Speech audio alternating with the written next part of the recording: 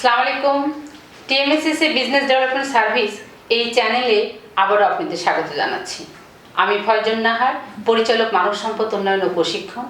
বিগত বেশ কিছু ভিডিওতে আমি চেষ্টা করেছি বিভিন্ন ব্যবসায়ীদের তাদের সমস্যা সমাধান এবং বিভিন্ন কেস আপনাদের মাঝে উপস্থাপন করাতে। এই উপস্থাপনের মধ্য দিয়ে আমি দেখাতে চেষ্টা করেছি আমরা কি কি ধরনের সমস্যা উপনীত হই এবং কিভাবে এখান থেকে আমরা ওভারকাম করতে পারবো। আমরা যদি সবাই মনোযোগ দিয়ে এই ভিডিওগুলো দেখতাম, অবশ্যই এই সমস্যাগুলো ইতিমধ্যে আপনাদের সমাধান হয়েছে বলে আমি আশাবাদী। এবার আমরা যে চিন্তা করেছি যে শুধুমাত্র ভিডিও কেস স্টাডি এগুলো না দিয়ে আমরা একটু ট্রেনিং অ্যাসপেক্টে আপনাদের কিছু ওরিয়েন্টেশন লার্নিং দেওয়ার চেষ্টা করছি। আর সেই সুবাদে আমাদের এই প্রচেষ্টা, এর বিগত কয়েকটা ভিডিওতে আপনাদের এই ট্রেনিংয়ের ধারাবাহিকতা আপনারা পাবেন। আজকে যে বিষয়টা নিয়ে আমি আলাপ করব এটা হলো ব্যবসা চক্র। ব্যবসা চক্র বা ব্যবসা সাইকেল, বিজনেস সাইকেল। এই বিজনেস সাইকেলে কয়েকটা অংশ থাকে, যে অংশগুলো ধারা বর্ণনা দিলে আপনারা বুঝতে পারবেন আপনারা কোন স্টেজে এখন অবস্থান করছেন। এই স্টেজগুলো বোঝার জন্য আমাদের এই প্রচেষ্টা। আমরা তাহলে চলে যাই বিজনেস সাইকেলের বিভিন্ন অংশগুলো ধারা বর্ণনা দিতে। আমরা ইতিপূর্বে যে ভিডিওতে দেখেছি সেটাও দেখেছি উদ্যোক্তার গুণাবলী। উদ্যোক্তার 10টি গুণাবলী আমরা ব্যাপকভাবে আলোচনা করেছি 2টি ভিডিওর মাধ্যমে। এখন দ্বিতীয় স্টেপ হিসেবে আমাদের ব্যবসা চক্র বা বিজনেস সাইকেলটা আমরা আলোচনা করব। এই বিজনেস সাইকেলে আসলে 3টি ধাপ আছে এবং 3টি সাইকেল অংশ আছে, যেটাকে প্রথম হলো ব্যবসা টিকে থাকা। আমাদের ছোট মাঝারি বিশেষ করে ক্ষুদ্র মাইক্রো উদ্যোক্তা যারা আছে তারা বেশিরভাগই এই টিকে থাকার মধ্যে আছে। আর টিকে থাকতে যদি ভালোভাবে সে টিকে থাকতে পারে, দেন সে আস্তে আস্তে উত্তরণ করতে পারবে ব্যবসা সফলের দিকে। দ্বিতীয় যে স্টেপটা সেটা হলো ব্যবসা সফল হওয়া ব্যবসা চক্রে। তৃতীয় ধাপটা হচ্ছিল ব্যবসার প্রসার ঘটানো। আমরা টিকে থাকার কথা বলছি, যদি সাকসেসফুলি টিকে থাকে দেন সে সফল হবে। সফল যদি সাকসেসফুলি সে যেতে পারে তাহলে অবশ্যই সে প্রসার ঘটাতে পারে। সেই জন্য আমাদের যে উদ্যোক্তারা আছেন তাদের এই 3টি বিষয়ে ধারাবাহিকভাবে বর্ণনাগুলো শোনা দরকার এবং প্রত্যেকটা সে কোন স্টেপে আছে সেই জায়গাটাকে সে খুঁজে বের করবে, নেক্সট স্টেপের জন্য সে চেষ্টা করবে। আমরা ব্যবসার চক্র হিসাবে যে 3টি ধাপ আছে, এই ধাপগুলো হলো ব্যবসা টিকে থাকা, ব্যবসা সফল হওয়া এবং ব্যবসা প্রসার ঘটানো। আমরা 2টি ভিডিওর মধ্যে দিয়ে এই বিস্তারিতভাবে চক্রের বিষয়গুলো আপনাদের আলোচনা করার চেষ্টা করব। প্রথম যেটা ব্যবসা টিকে থাকা, আমি দেখছি যে আমাদের বাংলাদেশে প্রায় 65% বা 60% ব্যবসায়ী আছে তারা টিকে থাকার মধ্যে আছে। এই জন্য এই বিষয়টাকে, এই জায়গাটাকে বেশ গুরুত্ব দিতে হবে। যদি তারা গুরুত্ব সহকারে এই বিষয়টা উপস্থাপন করতে পারে তাহলে নেক্সটে তারা অটোমেটিকলি চলে যেতে পারবে। তাই আমি বিস্তারিতভাবে ব্যবসায় টিকে থাকার এই বিষয়গুলো বিস্তারিত আলোচনা করছি। প্রথমত টিকে থাকার মধ্যে কি আছে? সঠিক পরিকল্পনা। যদি কোনো ব্যবসায়ী সে তার পরিকল্পনা মাফিক ব্যবসা পরিকল্পনা তৈরি করে, বিজনেস প্ল্যান তৈরি করে ব্যবসাটাকে অগ্রগামী করে, ব্যবসাটা পরিচালনা করে, তাহলে সে অবশ্যই ব্যবসায় টিকে থাকতে পারবে।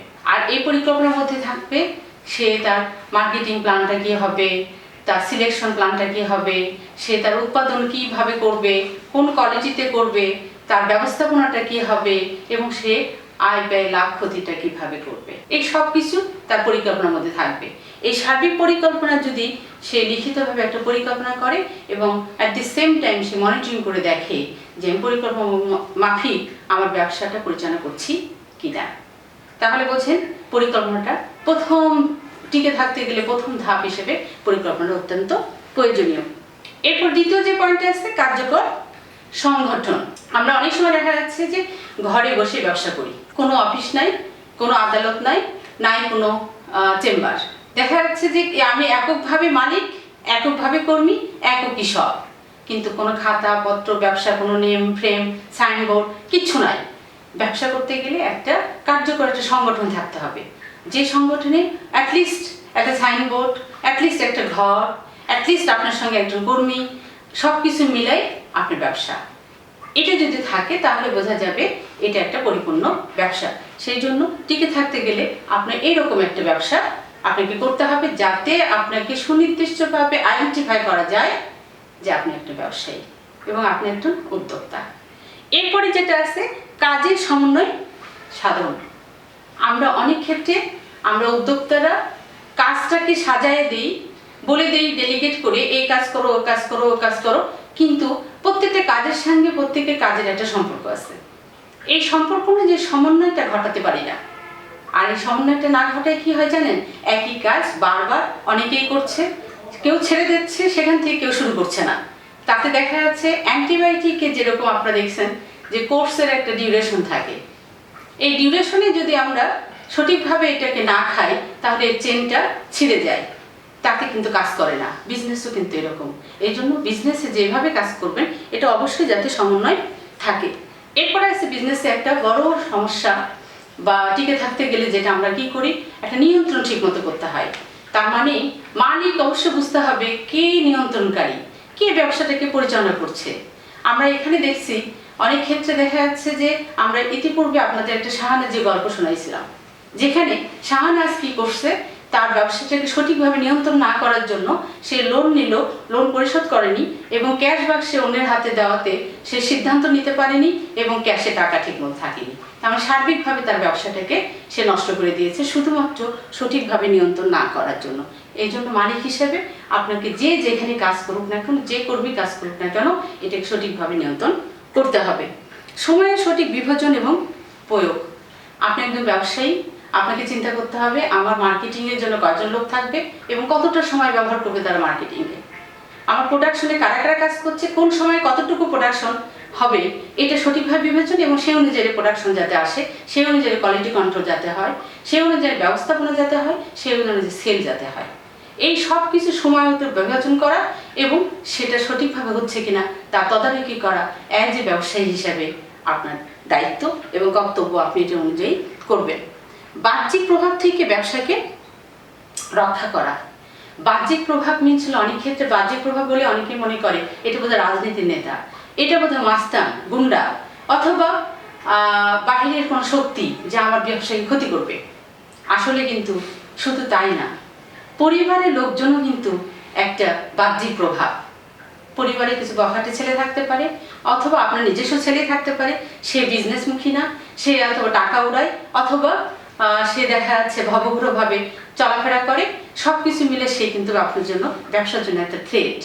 এই থ্রেটটাকে মোকাবেলা করে আপনাকে ব্যবসার দিকে আগের দিকে নিয়ে যেতে হবে এবং ব্যবসাটাকে যাতে ফাইনালি আপনি রক্ষা করতে পারেন, কারণ ব্যবসা যাতে ডিস্ট্রয় না হয়।